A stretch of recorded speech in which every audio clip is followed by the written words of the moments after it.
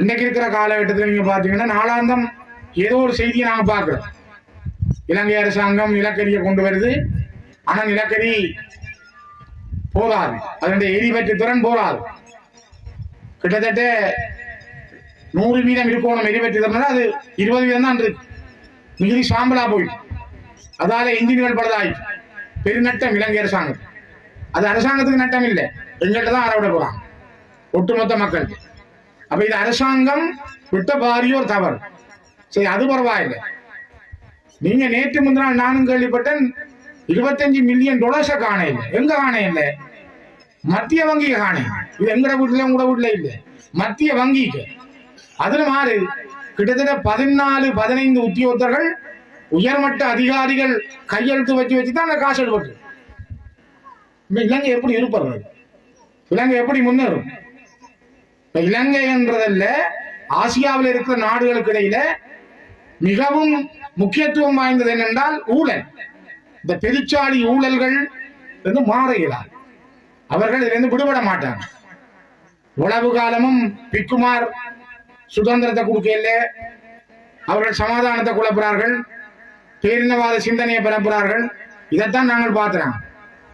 நேற்று கட்டுநாயக்கா ஏர்போர்ட்டால 22 பிக்குமார் என்னத்தை கொண்டிருக்கிறார்கள்? போதவச கொண்டிருக்கிறார்கள். 110 கோடி. அதே பெருமதி, அது பரவாயில்லை, காசுதானே. ஆனால் அந்த 110 கோடிக்கு வந்த ஹெரோயின் அல்லது போதவஸ்து பொருட்கள் இந்த நாட்டில் இருக்கிற இளைஞர் யுவதிகள்கிட்ட போகும் என்றால் ஒரு மிகப்பெரிய சந்ததி அப்படி அழிஞ்சு போயிடும், கோதா போயிடும். குடிக்க நாங்க குடிக்கிறாங்கள பாக்குறோம். வீரர் செத்து போயிடான்னு நாங்களே சிம்பிளா சொல்றோம். எத்தனை பேர் கஞ்சா பாவிக்கிறவன், ஹெரோயின் பாவிக்கிறவன், அபின பாவிக்கிறவன், அவன் மண்டரு சாகுறான் அல்லது மூளை வெடிச்சு சாகுறான்.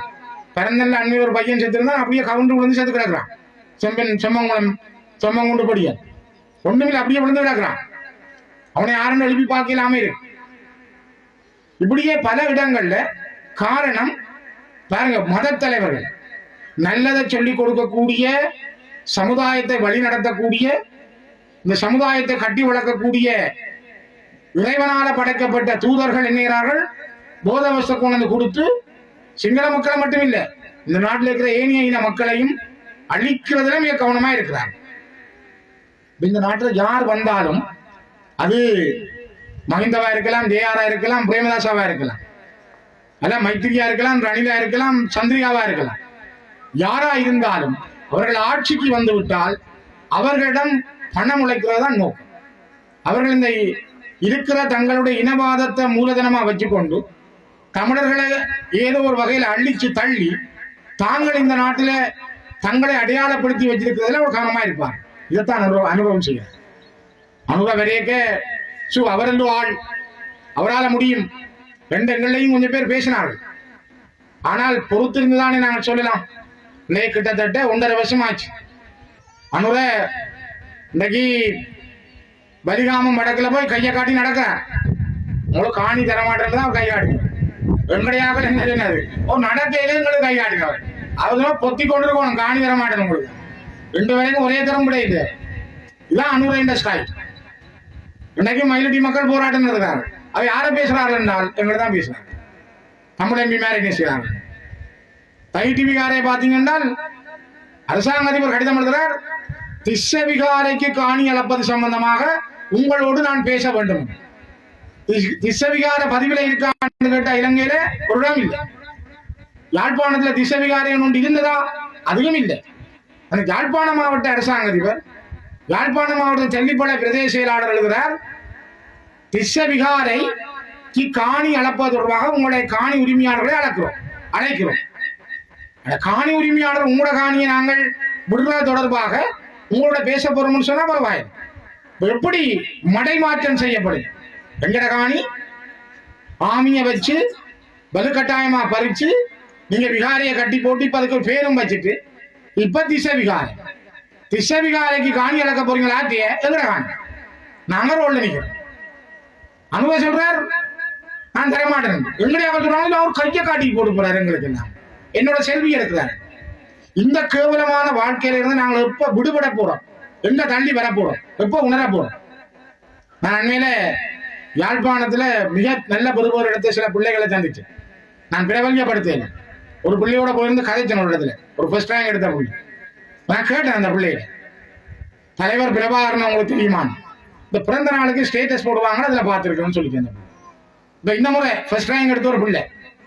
இப்ப நான் கேட்டேன், உங்களோட அப்பா என்ன நடந்தது? அப்பா மாமி சுட்டது. எப்ப சுட்டது? நான் பிறந்து 10 மாதத்தில். ஏன் சுட்டது? அப்பா எழும்பி கடலுக்கு போறதுக்கு போனவர் சுட்டு போட்டான். 2 தான் அம்மா என்ன சொன்னவன், 3 பொம்பளை பிள்ளைய.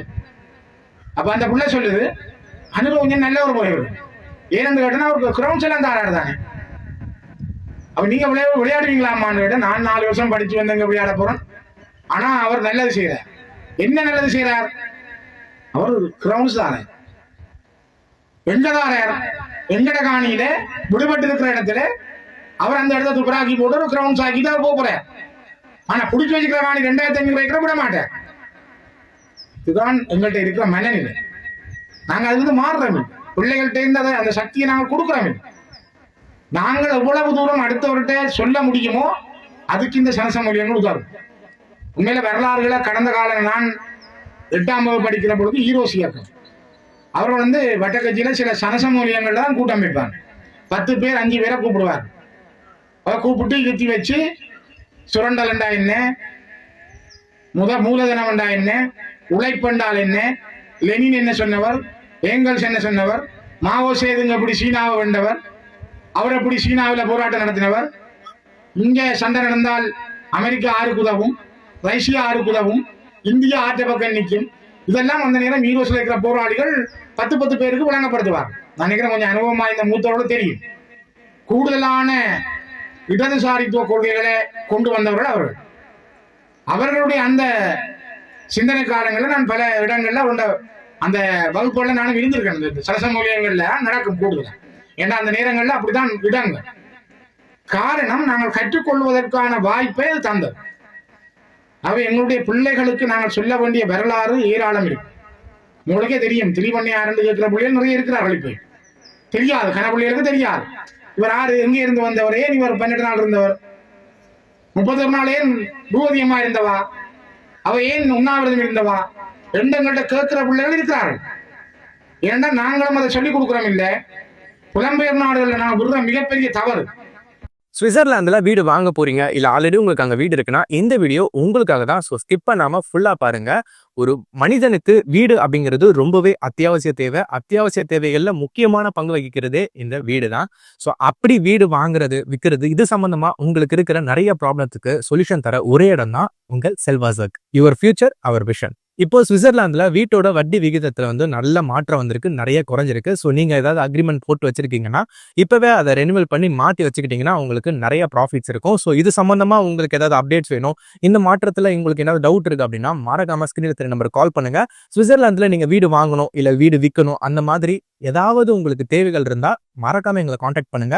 உங்களோட எல்லா தேவைகளையும் உங்க ஃபேமிலியில ஒரு மெம்பரா இருந்து நாங்க பார்த்து பண்ணி கொடுப்போம். இது உங்கள் செல்வாசக். இச்செய்திகளுக்கு பிரதான அனுசரணை செல்வாசோக் இமோபிலியன், சுவிஸ் நாட்டில் முன்னணி நிறுவனம். தொடர்புகளுக்கு 07951464228. வீடு வாங்க, வீடு கட்ட, வீடு திருத்த மற்றும் வீட்டு கடன். Your future our vision.